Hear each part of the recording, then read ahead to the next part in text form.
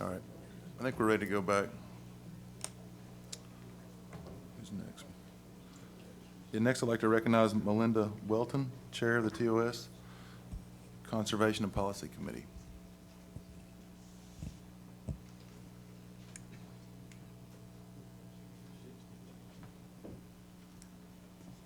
So is there public support for a sandhill crane hunt in Tennessee or not? I mean, that's basically what the survey was about. I think it was a very well-run survey, but less than 50% of the hunters in the state said that they were interested in having a sandhill crane hunt, and over 60% of the residents said that they were opposed to it.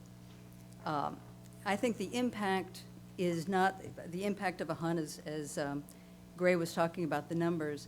The impact is not going to be on the population of cranes. The impact is going to be on the agency. With 60% of the residents of Tennessee opposed to a crane hunt, that's not really going to put the agency in a good light.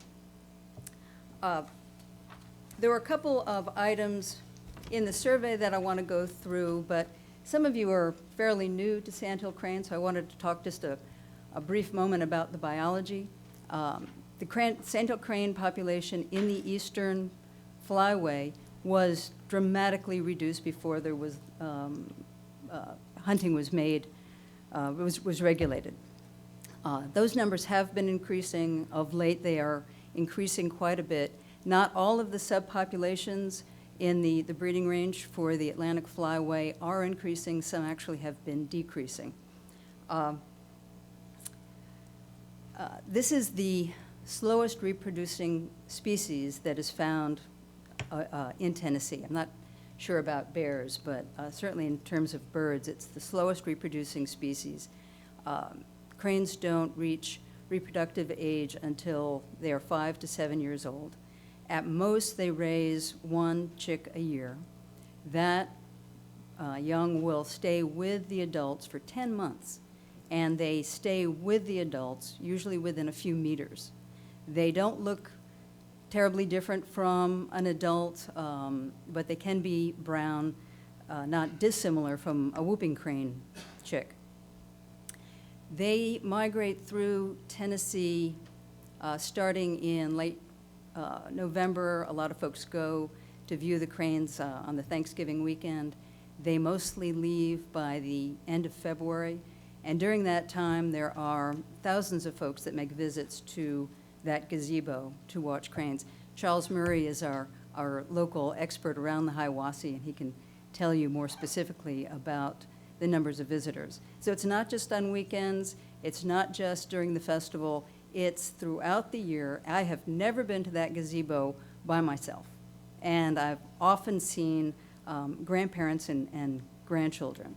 That seems to be a favorite act, as well as photographers. They're always there. Another thing that you may not know is the entire eastern population of sandhill cranes migrates over or winters in Tennessee. And the wintering area is the Hiwassee. I do not know of any area where you get, this Armstrong Bend has birds, but along the Ray, Meigs, Hamilton County area, that is where the entire population migrates through. And this is also the area with the largest concentration of whooping cranes outside of Florida, of sandhill cranes outside of Florida, spend the winter. And it is also where the eastern population of whooping cranes is found. The whooping crane population, as you know, was completely extirpated from the east. Those numbers have barely increased, and it's all through very intensive management, primarily done through Operation Migration and the International Crane Foundation, as well as Fish and Wildlife Service. It is nowhere close to being a sustainable population yet. They arrive in Tennessee with the first of the sandhills, and I just found out this past year they stayed after almost all the sandhills had left. They were still in the state in March. Accidental mortality would be, this population is very sensitive to any mortality. Each bird probably, costs tens of thousands of dollars to have released because they only come from captive-raised adults. It's very expensive to release and monitor the birds, and they don't necessarily all travel with adult whooping cranes. They mix in with sandhills, and they do also migrate on their own. So it'd be very difficult to have a hunt in Tennessee that was exclusive of the whooping crane presence in the state. In fact, it would be impossible. One of the misconceptions that I wanted to mention is crop depredation. Winter wheat is the crop that is primarily found during the winter in the Hiawassee region of Tennessee. I think one year there was a late harvest of corn, but primarily it is winter wheat. And I do know that some cranes will just hang around and pluck winter wheat. But it should be known that there has been one citizen depredation permit applied for and given in 2009, 2010, 2011, and the 2011 permit was renewed in 12. I don't know for sure that there were no other permits in 2012. But any farmer that was experiencing significant depredation, you'd think that they would certainly renew the next year, and that there would be more than one. So I'm not sure that that would be considered a real problem, and I'm sure all of you know that having a legal season on a species is not going to stop depredation. We know that from deer hunting.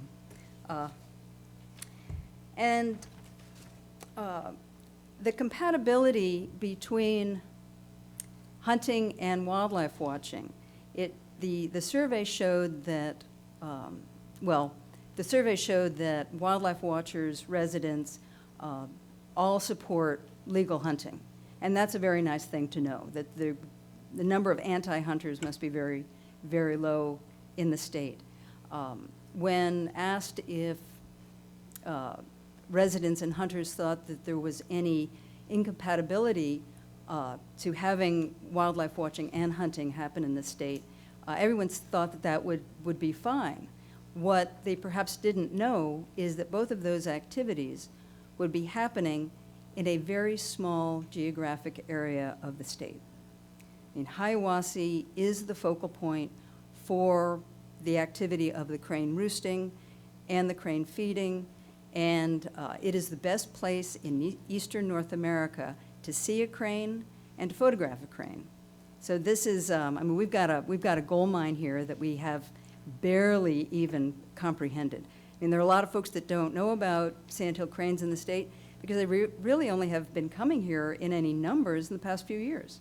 They used to just migrate over the state. I mean, when the festival started, they were just watching migratory birds, but now there are thousands of birds that folks enjoy seeing. So stopping the hunt around the festival would be very nice, but that's only a portion of the people that come to watch the cranes. And as much as hunting and wildlife watching is compatible across the state all the time, I mean, there are very few times that there is a conflict. I'm afraid there would be a conflict at Hiawassee. Hunt clubs are adjacent to two sides of the refuge, and it would be impossible for a wildlife watcher or a grandparent not to hear gunshot. And I think with with less than 40% of the hunters in favor of a hunt and over 60% of the state residents opposed to it, I think that the agency is going to get quite a bit of grief. And it is a golden opportunity for the agency to gain a lot of goodwill by proclaiming this the most watchable wildlife species in the state and celebrating that. There is no other species like that TWRA is embracing to gain that additional non-hunter population. And these are the folks that are going to have to be We're gonna have to figure out how to tap us, more than just bluebird license plates. If you go to a Tennessee Ornithological Society meeting, you'd think it was a bluebird license plate convention. But that's really the only specific way we can contribute. A lot of bird watchers do buy licenses, but a lot of them don't. So I guess to sum it up, I do think that the agency stands a great deal to gain by encouraging wildlife watching through sandhill cranes, and the Hiawassee area is the place where that would happen. Chairman, I have a question about that. Ms. Welton, I want to, I've been taking notes, and I'm trying to identify the specific bases upon which the TOS bases its opposition. And one of the things that you mentioned is the numbers, the populations. Is it the position of the TOC that a hunt, as you've heard it proposed here today, will deplete the resource? No, no. There are plenty of birds. The numbers of birds is increasing. The biggest problem I see is public relations. I mean, there are a lot of folks, a majority of folks, that support legal hunting, but that really don't want to see it. They don't want to be confronted with that reality. I mean, I've got a family of hunters, but I really don't want to see what my brother brings home. Okay, thank you. Any other questions? Along those same lines, a minute ago you said that, and I may have misunderstood, so if I have, please forgive me, but the population was not sustainable yet, and yet we have a good growth in numbers. And There I'm are a little- two species that we're talking about, the whooping crane and the sandhill crane. And you're saying the whooping crane is not? The whooping crane population is considered an experimental population, but having a sustainable population in the eastern flyway is a requirement of the whooping crane recovery plan that would take the whooping crane from an endangered species status to a threatened species status. So while it's not considered an endangered species in the eastern flyway, and that allows for a lot of creative management to be done without Fish and Wildlife Service being included in with every decision, it is a critical population to the recovery of the species. But with respect to the sandhill crane, we don't have an issue in sustainability. It's the whooping crane that you were speaking Right. of on sustainability. And the whooping cranes mix with the sandhill cranes from the day the sandhills arrive until the sandhills depart. I understand. I guess the only thing I would offer, not as rebuttal, but just as experience, because I'm not smart enough to rebut on some of this.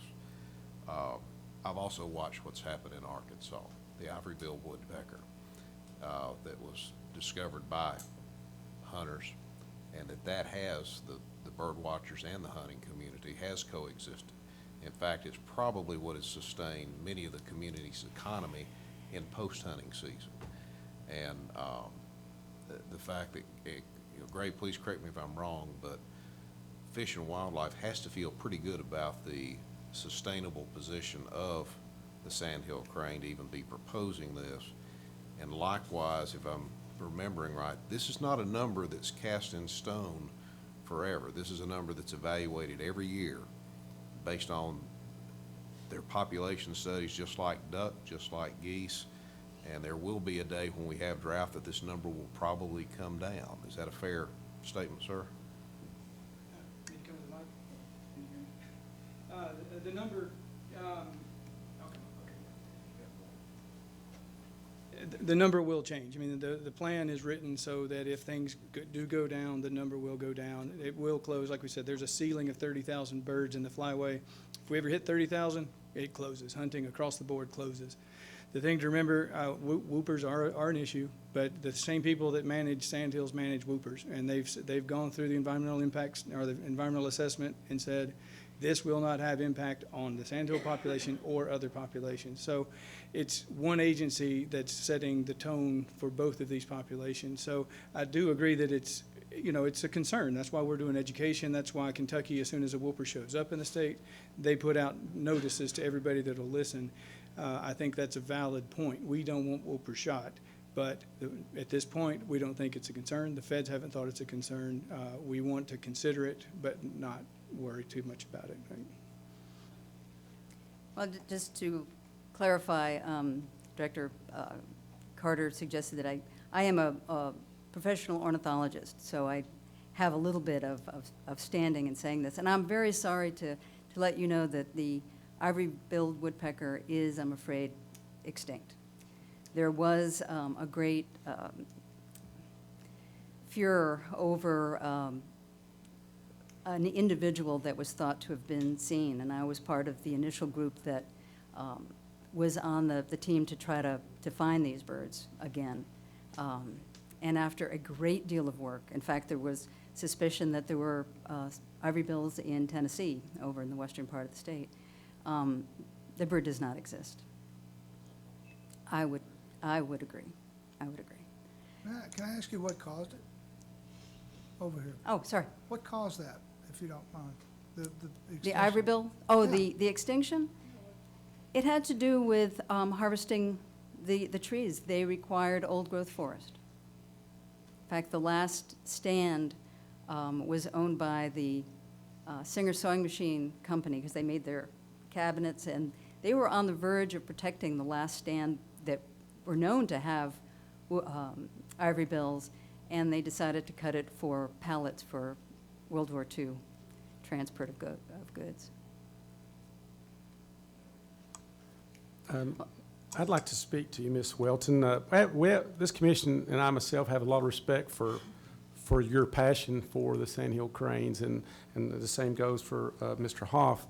I'm a little frustrated and disappointed in that there are three of us on this commission, Commissioner Schuster, Commissioner Griggs, and myself, that it seems like deja vu, because 2.5 years ago we went through this and we heard the same arguments.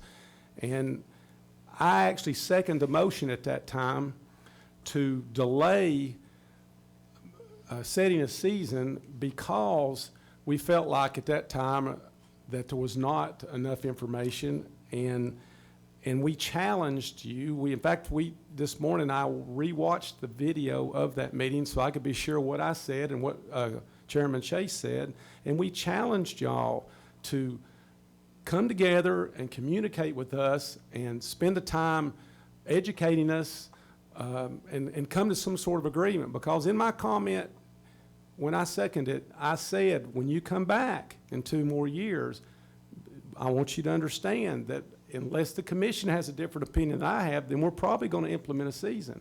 So we had 2.5 years to get organized and to communicate and all, and we reached out by the next year, taking our commission meeting during the festival to Chattanooga, and not one person showed up to communicate with us.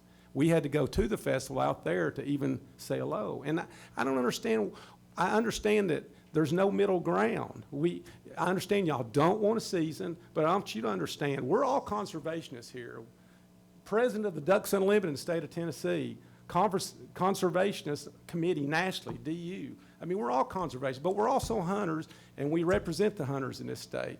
And if a species comes to us from the feds and they determine that we won't hurt the resource, then we'd like to give our hunters in this state who are funding things like the festival, we like to give them a chance. And that's what we said, exactly what I said 2.5 years ago, and there's not been any communication until this Monday. I started getting emails. And it's frustrating for us. We can work this out, but there's got to be middle ground.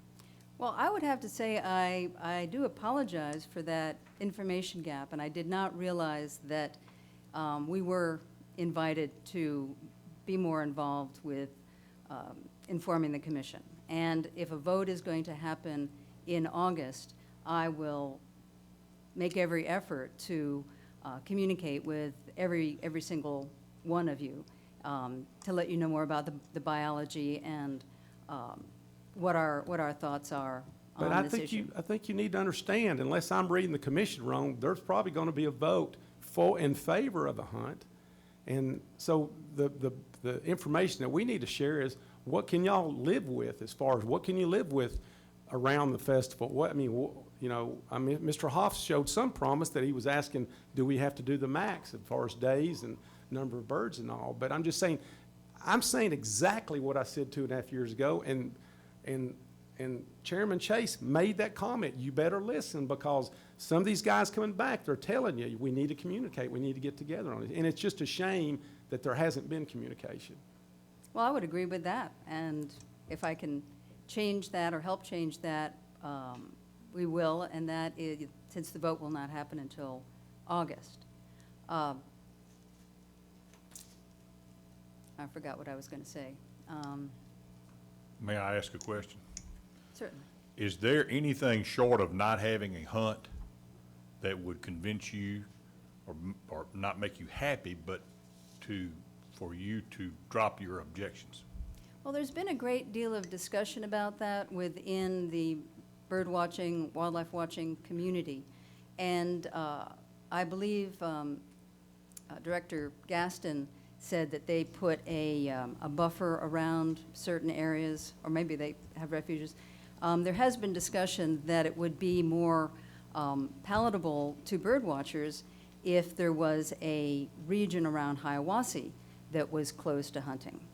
The birds have been enticed to come through the planting of corn. And now that we have a large population, it's kind of like shooting ducks in a barrel.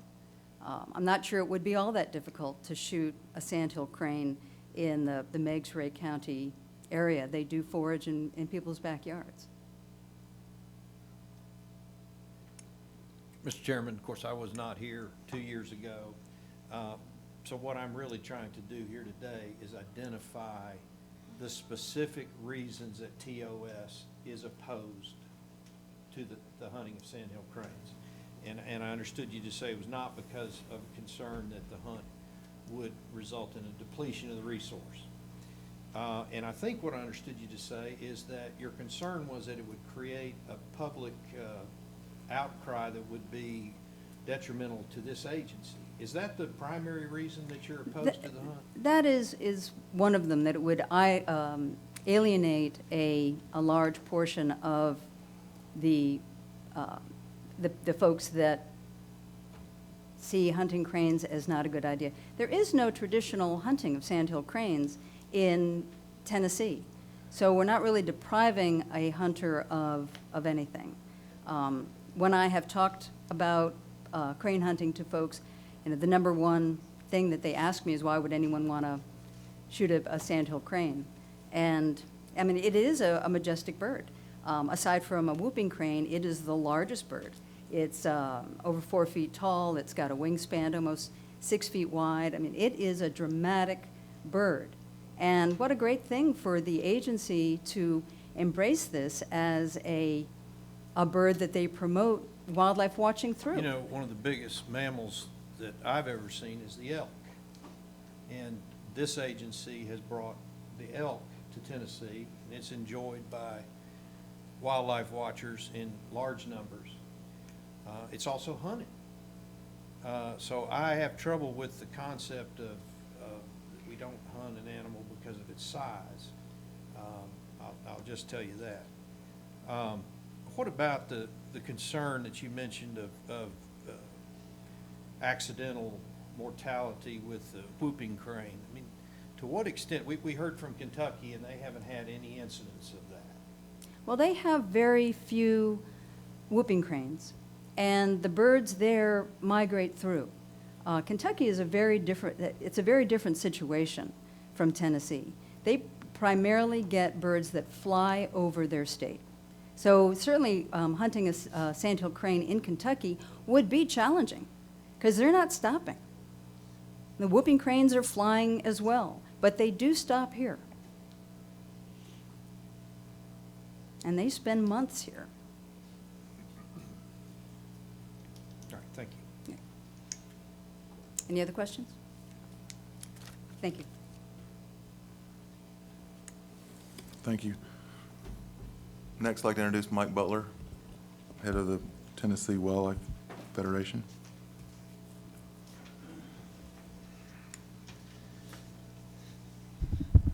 I'll try to keep this to the point and succinct. We were very, very pleased with the results of the survey. Thank you to the agency for doing the survey. Thank you for including us as well as TOS on the front end. I think there are two take-home. I'm sorry to interrupt. Do you mind using that mic so they can, That'd be fine. everybody at home can see you that's tuning in, or give you a little more face time instead of back time? Thank you for being polite. And so we were pleased with the results of the survey, and I think there are two take-home messages. I've worked with Mark before. He is the consummate professional, has an enormous amount of experience. The two take-homes are, one, there's a big disconnect between what people believe and what they understand. 84% of the people surveyed said they supported hunting, but you saw the numbers on the support for the Sandhill crane season. Now, some people think, well, that if you're a hunter, oh, that's a bad thing. What it tells me are these two things. One is you had the majority of the survey recipients uneducated about sandhill cranes at all, and the questions bear that out. And therefore, I would contend to you that the responses on an uneducated question about do you support the hunt are based on uneducated opinions. And that's why when you see that education come through opposition or pro-hunt points of view, the needle moves. And I have some personal experience in this realm. When we ran the Right to Hunt and Fish campaign 3 years ago, our midsummer polls showed us at 66% support. When we lit up our education campaign, we ended election night with a 90% support. We had 300,000 more votes than Governor Haslam on that effort. So we moved the needle by educating the public on the importance of the issue. And so that's the first take-home from the survey that we see. The second one is it confirms our position all along. The resource is large enough, and people believe that we can do both things together. That has been the Federation's position, that it's a big tent, it's a big resource. Sandhill cranes are hunted in 15 states. They started being hunted in New Mexico in 1961. And my predecessor, Tony Campbell, was in New Mexico as a wildlife officer when that hunt started, and they had less than 5,000 birds in 1961. Now, you flash forward, we have 7 states that have viewing opportunities concurrently with hunting opportunities.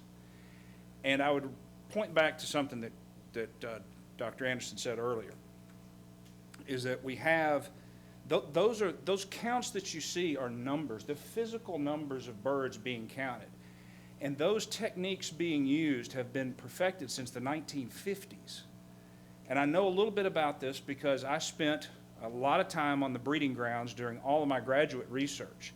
And one of my jobs, if you can believe this fat guy can do it, was in a research survey where we flew planes over a square mile of wetlands and then put headsets and a clipboard in my hand, and I had to run the wetland in a pair of boots to each pothole, and then we did truck surveys.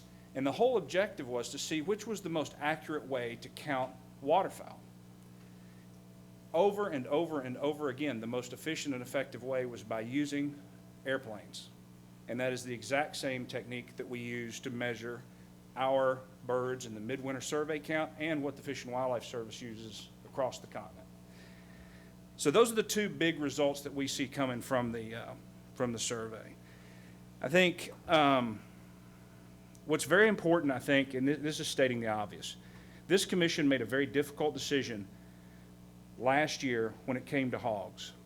There was an enormous amount of public opposition to your decision. You made the right decision because it was the right thing to do, in spite of the public opposition of it. It wasn't a popular decision, and we were all in the middle of that one. One of the things, the number one item we heard 2.5 years ago was that there was a great interest from the opposition to the hunt, that there's a great interest, I'm reading from the comments, There's great interest among Tennessee citizens to manage cranes as a watchable wildlife resource. The survey does not play that out. There's a great amount of ignorance in our state about sandhill cranes. That's what the survey tells us. Only 41% of the people had ever heard of them. 5% had any kind of real knowledge about them.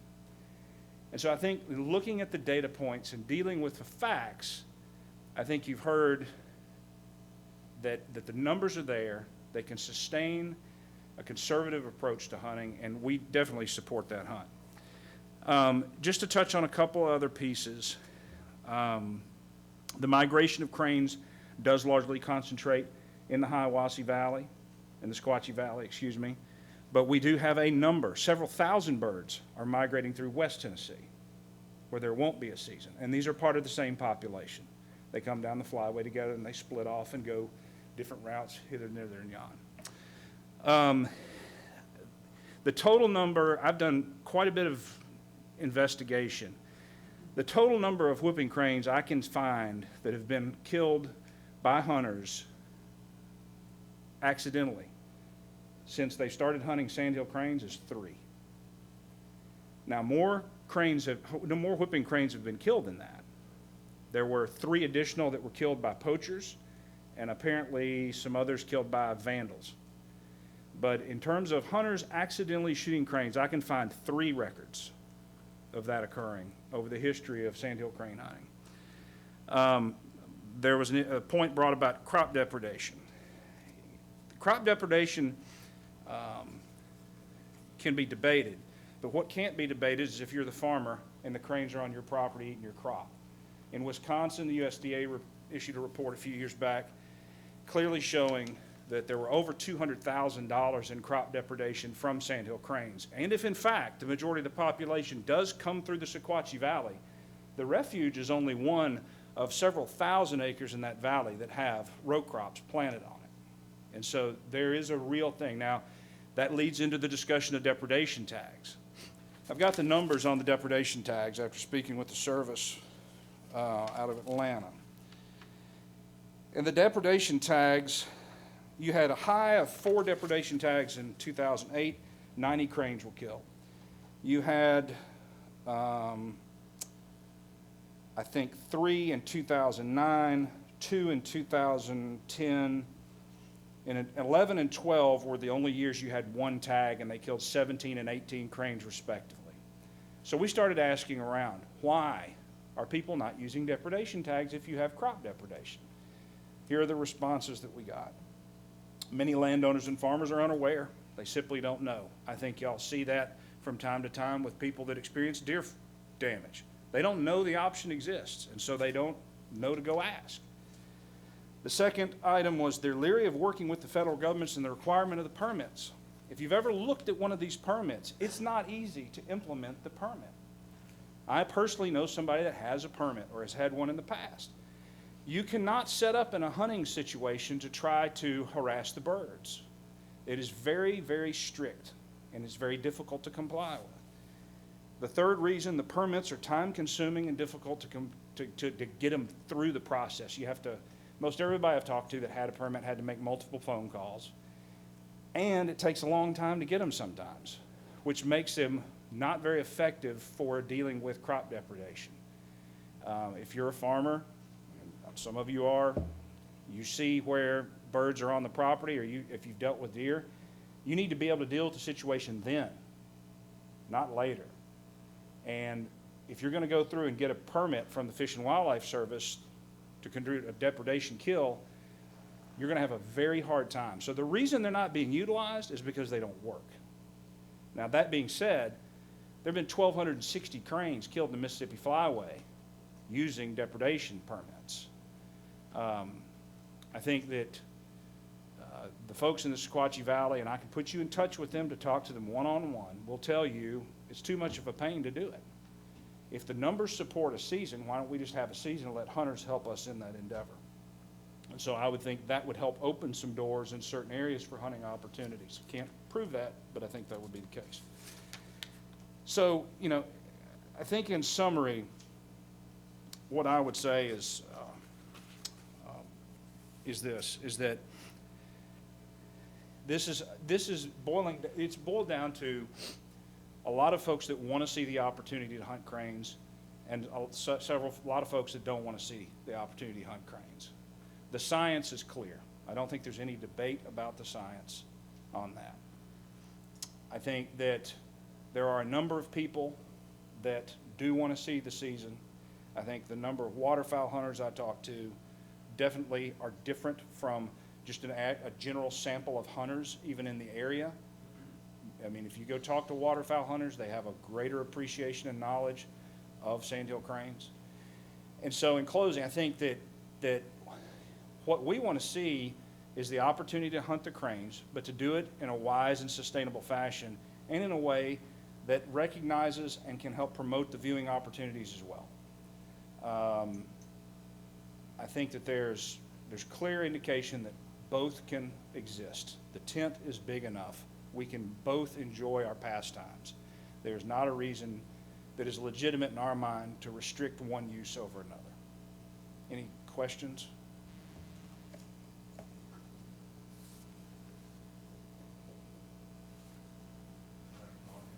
Excuse me, anybody from the audience have a question for Mr. Butler?